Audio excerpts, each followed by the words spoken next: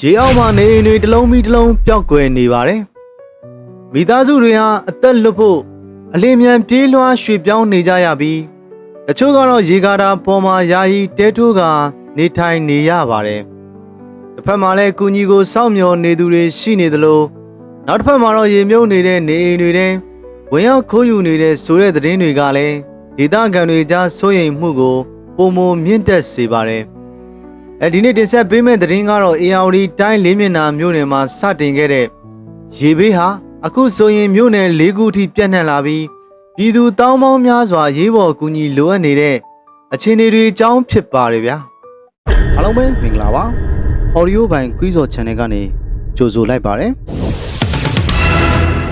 ဇူလိုင်လ31ရက်နေ့နနက်စောပိုင်းမှာလေးမျက်နှာမြို့နယ်ရှိငဝုံမြစ်ရေကာတာကျိုးပေါက်ခဲ့ပြီးနောက်ရေတွေဟာနိုင်ပိုင်းအတွင်းရှိန်ပြင်းစွာစီးဆင်းလာခဲ့ပါတယ်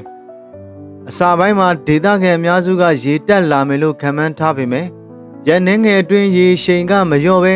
ဆက်လက်မြင့်တက်လာတာကြောင့်ရေလွှမ်းမိုးမှုဟာပုံမူကျေပြန့်လာခဲ့ပါတယ်လက်ရှိချိန်ဒီမှာတော့လေးမျက်နှာမြို့နယ်တစ်ခုတည်းမဟုတ်တော့ပဲဟင်္ဒရာရေကြီးနဲ့ကြုံပြော်မြို့နယ်တွေကကြေးရွာများပြားထိရေတွေစက်တိုက်ဝင်ရောက်နေတယ်လို့ဒေသခံတွေနဲ့ကယ်ဆယ်ရေးအဖွဲ့တွေကပြောပါတယ်ကယ်ဆယ်ရေးလုပ်ငန်းမှာပါဝင်နေသူတဦးရဲ့ပြောကြားချက်အရလက်ရှိရေဘေးသင့်ပြည်သူဦးရေဟာ9000ကျော်ထိရှိလာပြီဖြစ်ပြီးကယ်ဆယ်ရေးလုပ်ငန်းတွေဟာလည်းအခက်အခဲမျိုးစုံနဲ့ရင်ဆိုင်နေရတယ်လို့ဆိုပါတယ်အထူးသဖြင့်ဆက်လေမလုံလောက်တာ73စီရှားပါတာတွေကြောင့်ရေဘေးဒေသတချို့ကိုအချိန်မီမရောက်သေးတဲ့ခြေအနေတွေလည်းရှိနေပါတယ်ရေဆိုးဝါးဆုံးကြုံတွေ့နေရတဲ့နေရာတွေထဲမှာIWဒေသလည်းပါဝင်ပါတယ်အဲ့ဒီဒေသမှာနေများပြားရေနစ်မြုပ်သွားပြီးမိသားစုဝင်တွေဟာမန်းချောင်းရက်ွက်ရှိရေကာတာပေါ်မှာယာယီတဲထိုးပြီးခိုလုံနေရပါတယ်။ကလေးငယ်တွေတက်ကြီးရွယ်အိုတွေ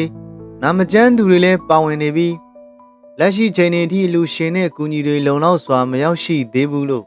ဒေသခံတွေကပြောပါတယ်။အခုလိုရာသီဥတုမတည်ငြိမ်တဲ့ချိန်မှာတောက်သုံးရရှားပါမှု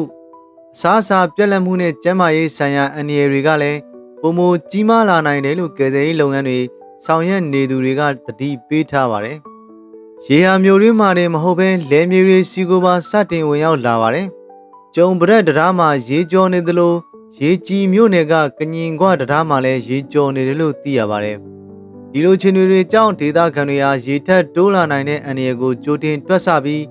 အနေပိုင်းနေရာတွေကနေဘေးလွတ်ရာကိုရွှေ့ပြောင်းနေကြရပါတယ်။တချို့ကျေးရွာတွေကတော့လာမယ့်တရက်နှစ်ရက်အတွင်းထပ်မံရွှေ့ပြောင်းရနိုင်တယ်လို့ဒေသခံတွေကခန့်မှန်းထားပါတယ်။ရေကြီးမှုနဲ့အတူနောက်ထပ်အခက်အခဲတစ်ခုကတော့ဆက်သွယ်ရေးပြတ်တောက်မှုပါ။ဖုန်းလိုင်းတွေပြတ်တောက်နေတာကြောင့်မိသားစုဝင်ချင်းဆက်သွယ်မရတဲ့ခြေအနေတွေဖြစ်ပေါ်နေပါတယ်။တချို့ဒေသခံတွေဟာမိသားစုဝင်တွေဘေးကင်းလားဘယ်နေရာရောက်နေကြလဲဆိုတာတော့မသိရသေးဘူးလို့ဆိုပါတယ်။ဒါကြောင့်ဖုန်းရှိတဲ့သူတွေကိုသတင်းချက်လက်ပြန်လည်မျှဝေပေးဖို့နဲ့ကယ်ဆယ်ရေးအဖွဲ့တွေနဲ့ချိတ်ဆက်ပေးဖို့ဒေသခံတွေကအကူအညီတောင်းခံထားပါတယ်။ဒီလိုရေဘေးအခြေအနေပြင်းထန်နေချိန်မှာစိုးရိမ်ဖွယ်ရာသတင်းတစ်ခုလည်းထွက်ပေါ်လာပါတယ်။ဒေသခံတချို့ရဲ့ပြောကြားချက်အရညချင်းဖုန်းလိုင်းပြတ်တောက်ပြီးလူများရွှေ့ပြောင်းသွားတဲ့အခြေအနေကိုခွင့်ကောင်းယူကာကယ်ဆယ်ရေးလေအတွင်းဆောင်ထားသူတချို့ကရေမြုပ်နေတဲ့နေအိမ်တွေဒဲထီဝင်ရောက်ပြီးတန်မိုးရှိပစ္စည်းတွေကိုခိုးယူနေတယ်လို့လည်းဆိုပါတယ်။ဒါပေမဲ့သက်ဆိုင်ရာတာဝန်ရှိသူတွေရဲ့ထုတ်ပြန်ချက်နဲ့အတိမပြုတ်သေးနိုင်တဲ့အတွက်ဆက်လက်စောင့်ကြည့်ဖို့လိုအပ်ပါလိမ့်မယ်။လက်ရှိချိန်ထိရေဘေးဒေသအချို့မှာကယ်ဆယ်ရေးအဖွဲ့တွေမရောက်ရှိနိုင်သေးတဲ့ပြည်သူတွေရှိနေသေးဖြစ်ပါတယ်။ကယ်ဆယ်ရေးသမားတွေကတော့73စီဆက်လေရေးပေါ်စေဝါတောက်သုံးရေစားနပ်ရိက္ခာနဲ့အခြေခံသုံးဆောင်ပစ္စည်းတွေကိုအမြန်ဆုံးထောက်ပံ့ပေးနိုင်ဖို့လိုအပ်နေတယ်လို့ပြောဆိုထားပါတယ်။အခုချိန်မှာတော့ဒေသခံတွေအတွက်ရေးကြီးဆုံးကအသက်အန္တရာယ်ကင်းစွာဘေးလွတ်ရာကိုရွှေ့ပြောင်းနိုင်ရေးနဲ့အရေးပေါ်လူသားချင်းစာနာထောက်ထားမှုကူညီတွေအချိန်မီရောက်ရှိရေးဖြစ်ပါတယ်။ရေဘေးအခြေအနေဟာဆက်လက်ပြောင်းလဲနိုင်တာကြောင့်တရားဝင်ထုတ်ပြန်ချက်တွေနဲ့ဒေသရင်းယုံကြည်စိတ်ချရတဲ့သတင်းရင်းမြစ်တွေကိုဆက်လက်စောင့်ကြည့်ဖို့လိုအပ်ပါတယ်။ဒီသတင်းနဲ့ပတ်သက်ပြီးနောက်ဆုံးရအခြေအနေတွေရရှိလာတာနဲ့အမျှဆက်လက်တင်ဆက်ပေးသွားမှာလည်းဖြစ်ပါတယ်။ကြည့်ရှုပေးတဲ့ပရိသတ်များကိုကျေးဇူးတင်ပါတယ်။ Channel လေးကိုလည်း Subscribe လုပ်ထားကြပါအောင်ဗျ